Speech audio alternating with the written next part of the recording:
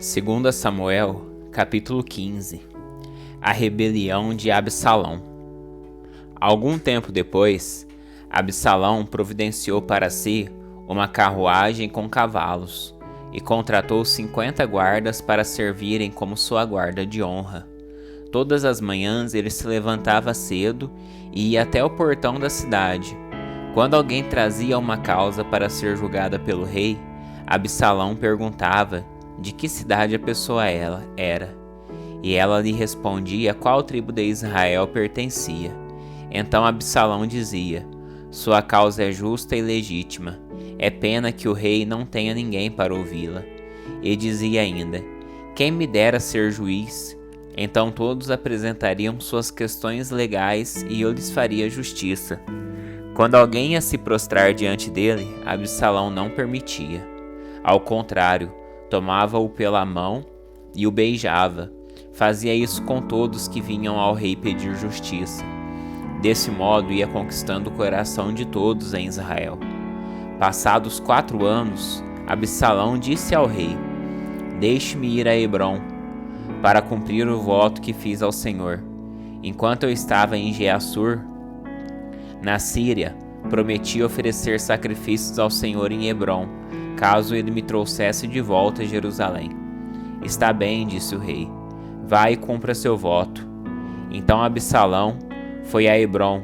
Enquanto estava lá, porém, enviou um segredo, mensageiros para todas as tribos de Israel. Eles diziam às pessoas: assim que ouvirem as trombetas, digam: Absalão foi coroado rei em Hebrom. Absalão levou consigo 200 homens de Jerusalém como seus convidados, mas eles não faziam ideia de suas intenções. Enquanto Absalão oferecia os sacrifícios, mandou chamar Aitofel, um dos conselheiros de Davi que vivia na terra de Gilo. Em pouco tempo, muitos outros se uniram a Absalão, e a conspiração ganhou força. Davi foge de Jerusalém. Logo um mensageiro chegou a Jerusalém para informar Davi. Todo Israel se uniu a Absalão. Então devemos fugir de imediato ou será tarde demais, disse Davi a seus conselheiros. Rápido, se sairmos de Jerusalém antes que Absalão chegue, escaparemos e impediremos que ele mate todos os moradores da cidade. O Senhor tem nosso apoio, responderam seus conselheiros. Faça o que lhe parecer melhor. Então o rei e toda a sua família partiram de imediato. Ele deixou para trás apenas 10 concubinas para cuidarem do palácio. O rei e todos que o acompanhavam foram a pé e pararam na última casa da cidade, a fim de deixar os soldados do rei passarem e tomarem a dianteira. Também iam com Davi sua guarda pessoal e 600 homens de Gate. Então o rei se voltou para Itai, comandante dos homens de Gate, e disse: por que você está vindo conosco? Volte para o novo rei, pois Israel não é sua pátria. Você é um estrangeiro no exílio. Chegou faz pouco tempo e não seria certo eu obrigá-lo a vir conosco. Nem sei para onde vamos. Volte e leve consigo seus parentes, e que a bondade e a fidelidade o acompanhem. Itai, porém, disse ao rei: tão certo como vive o Senhor e como vive o rei, eu juro que não importa o que acontecer. Irei aonde for o meu senhor, o rei, seja para viver ou para morrer. Davi respondeu: muito bem, venha conosco. E Itai, todos os seus homens e suas famílias acompanharam Davi. Por onde passavam o rei e os que o seguiam, todo o povo chorava em alta voz. Atravessaram o vale de Cedron e foram em direção ao deserto. Zadok e todos os levitas também os acompanharam, carregando a arca da aliança de Deus. Puseram a arca no chão e Abiatar ofereceu sacrifícios até que todos tivessem saído da cidade. Então Davi ordenou a Zadok: leve a arca de Deus de volta para a cidade. Se for da vontade do Senhor, ele me trará de volta para ver novamente a arca e o santuário. Mas se ele não se agradar mais de mim, que faça comigo o que lhe parecer melhor. O rei também disse ao sacerdote Zadok: preste atenção. Você deve voltar à cidade com seu filho Aimaas e com Jonatas, filho de Abiatar. Farei uma parada em um dos pontos de travessia do Jordão e ficarei ali esperando notícias suas. Então Zadok e Abiatar levaram a arca de Deus de volta para Jerusalém e ali permaneceram. Davi prosseguiu pelo caminho para o Monte das Oliveiras, chorando enquanto andava. Estava com a cabeça coberta e os pés descalços. Os que iam com ele também tinham a cabeça coberta e choravam enquanto subiam o monte. Quando alguém informou a Davi que Aitofel, seu conselheiro, agora apoiava Absalão, Davi orou: ó Senhor, fazer que Aitofel dê conselhos errados a Absalão. Quando Davi chegou ao alto do monte, onde o povo costumava adorar a Deus, Usai, o arquita, o esperava ali. Usai havia rasgado suas roupas e colocado terra sobre a cabeça. Mas Davi lhe disse: se você vier comigo, será apenas um peso. Volte à cidade e diga a Absalão: agora serei seu conselheiro, ó rei, como no passado fui conselheiro de seu pai. Assim você poderá frustrar os conselhos de Aitofel. Os sacerdotes Zadok e Abiatar estarão lá. Informe-os dos planos feitos no palácio, e eles enviarão seus filhos Aimaas e Jonatas para me contar o que se passa. Assim Usai, amigo de Davi, voltou para Jerusalém e ali chegou na mesma hora em que Absalão entrava na cidade. 2 Samuel capítulo 16. Davi e Ziba. Quando Davi tinha acabado de passar pelo alto do monte, Ziba, servo de Mefibosete, estava à sua espera. Tinha 2 jumentos carregados com 200 pães, 100 bolos de passas, 100 frutas de verão e uma vasilha de couro cheia de vinho. Para que tudo isso? Perguntou o rei. Ziba respondeu: os jumentos são para a família do rei montar, e o pão e as frutas de verão são para os servos comerem. O vinho é para os que ficarem exaustos no deserto. E onde está Mefibosete, neto do seu senhor Saul? Perguntou o rei.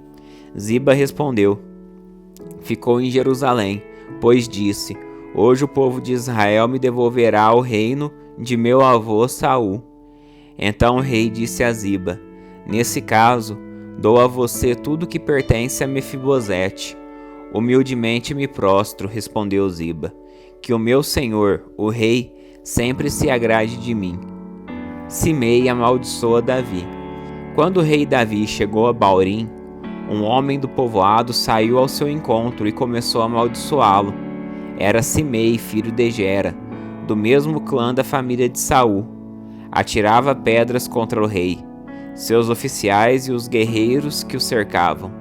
Saia daqui, assassino, bandido, gritava para Davi. O Senhor lhe está retribuindo por todo o sangue derramado no clã de Saul. Você roubou o trono, e agora o Senhor o entregou a seu filho Absalão. Finalmente está provando do seu próprio remédio, pois é assassino. Então Abissai, filho de Zeruia, disse: por que este cão morto amaldiçoa meu senhor, o rei?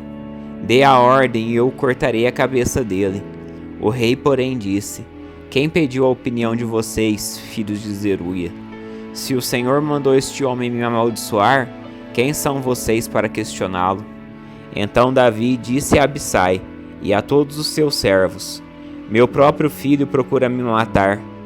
Não teria este parente de Saul ainda mais motivos para fazer o mesmo? Deixem-no em paz. Que ele me amaldiçoe, pois foi o Senhor que o mandou. Talvez o Senhor veja que tenho sido injustiçado e me abençoe por causa dessas maldições de hoje. Assim Davi e seus homens prosseguiram em seu caminho. Simei o seguia pela encosta de um monte próximo, amaldiçoando Davi e atirando pedras e terra contra ele. O rei e todos que acompanhavam chegaram exaustos ao rio Jordão, e por isso descansaram ali. Aitofel aconselha Absalão. Nesse meio tempo, Absalão e uma multidão de israelitas entraram em Jerusalém, acompanhados por Aitofel. Quando Husai, o arquita, amigo de Davi, chegou à cidade, foi logo ao encontro de Absalão. "Viva o rei!" exclamou. "Viva o rei!" "É assim que você mostra lealdade a seu amigo Davi?" perguntou-lhe Absalão. "Por que não está com ele?" Husai respondeu: "Estou aqui porque pertenço àquele que é escolhido pelo Senhor e por todos os homens de Israel. Além do mais, é natural que eu sirva ao filho de Davi. Assim como fui conselheiro de seu pai, agora serei seu conselheiro." Então Absalão se voltou para Aitofel e perguntou: "O que devo fazer agora?" Aitofel respondeu: "Tenha relações com as concubinas que seu pai deixou aqui, para tomar conta do palácio. Então todo Israel saberá que você insultou seu pai, de tal modo que será impossível haver reconciliação. Isso encorajará os que estão ao seu lado." Então armaram uma tenda no terraço do palácio, e ali Absalão teve relações com as concubinas de seu pai, à vista de todo Israel. Absalão seguiu os conselhos de Aitofel, como Davi tinha feito, pois as palavras de Aitofel pareciam sábias, como se fossem um conselho dado pelo próprio Deus. 2 Samuel, capítulo 17. Aitofel disse a Absalão: "Permita-me escolher 12.000 homens para sair em perseguição a Davi ainda esta noite. Eu o alcançarei enquanto está exausto e desanimado. Farei que ele entre em pânico, e assim todos os seus soldados fugirão.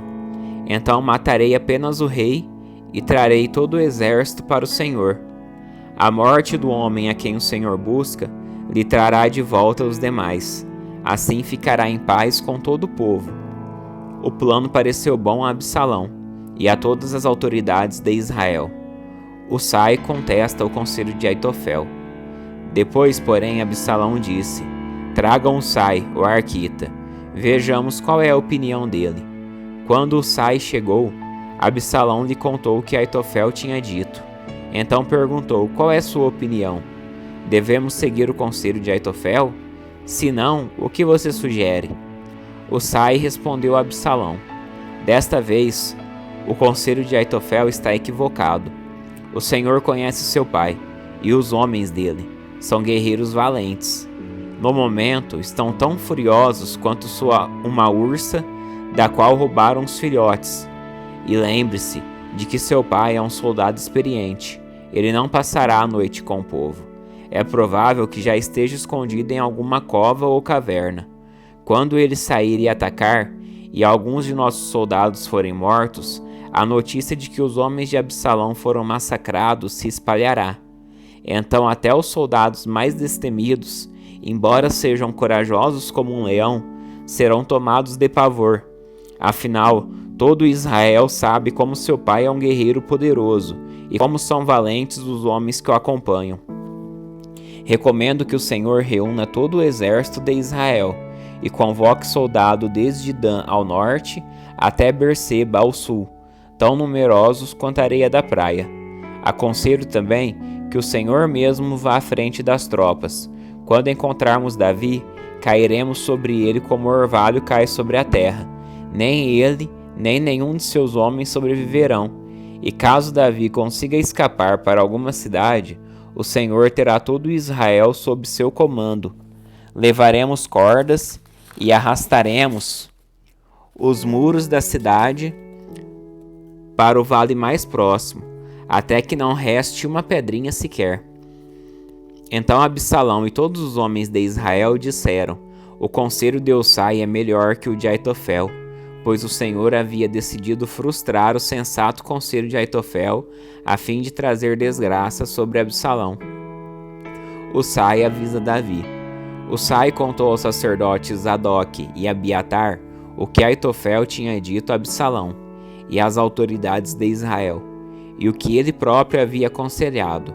"Rápido", disse ele aos sacerdotes, "encontre Davi e insistam para que ele não passe esta noite nos pontos de travessia do Jordão, mas que atravesse o rio e vá para o deserto. Do contrário, ele e todos os que acompanham morrerão. Jonatas e Aimás haviam ficado em En-Rogel, para não serem vistos entrando e saindo da cidade. Tinham pedido que uma serva lhe trouxesse mensagens que deviam transmitir ao rei Davi. Contudo, um rapaz os viu em En-Rogel e avisou Absalão. Por isso fugiram depressa para Baurim, onde um dos homens os escondeu dentro de um poço em seu quintal. A esposa desse homem estendeu um grande pedaço de pano sobre o poço e em cima espalhou grãos de cereal para secar ao sol, para que ninguém suspeitasse que estivessem ali. Os homens de Absalão chegaram e perguntaram à mulher: "Você viu Aimás e Jonatas?" A mulher respondeu: "Estiveram aqui, mas atravessaram o riacho." Os homens de Absalão os procuraram sem sucesso e voltaram para Jerusalém. Jonatas e Aimás saíram do poço e correram para onde o rei estava. "Depressa", disseram ao rei, "atravessem o Jordão ainda esta noite." E lhe contaram que Aitofel havia aconselhado que ele fosse capturado e morto. Então Davi e todos os que acompanhavam atravessaram o rio durante a noite e chegaram à outra margem antes do amanhecer. Quando Aitofel viu que Absalão não havia seguido seu conselho, selou seu jumento, foi para sua cidade natal, pôs seus negócios em ordem e se enforcou. Assim morreu e foi sepultado no túmulo da família. Davi chegou logo a Maanaim. A essa altura, Absalão havia reunido todo o exército de Israel e conduzia as tropas até o outro lado do Jordão. Absalão havia nomeado Amassa para comandar seu exército em lugar de Joabe. Amassa era primo de Joabe, seu pai era Jeter, um ismaelita, e sua mãe Abigail era filha de Naás, irmã de Zeruia, mãe de Joabe. Absalão e o exército israelita acamparam na terra de Gileade. Quando Davi chegou a Maanaim, foi recebido por Sobe, filho de Naás, de Rabá dos Amonitas, e por Maquir, filho de Amiel, de Lodebar, e por Barzilai, de Rogelim, em Gileade. Trouxeram camas, vasilhas, tigelas, trigo e cevada, farinha e grãos tostados, feijão e lentilha, mel, coalhada, ovelhas e queijo, para Davi e os que acompanhavam, pois disseram: "Vocês devem estar muito famintos, cansados e sedentos depois da longa caminhada pelo deserto."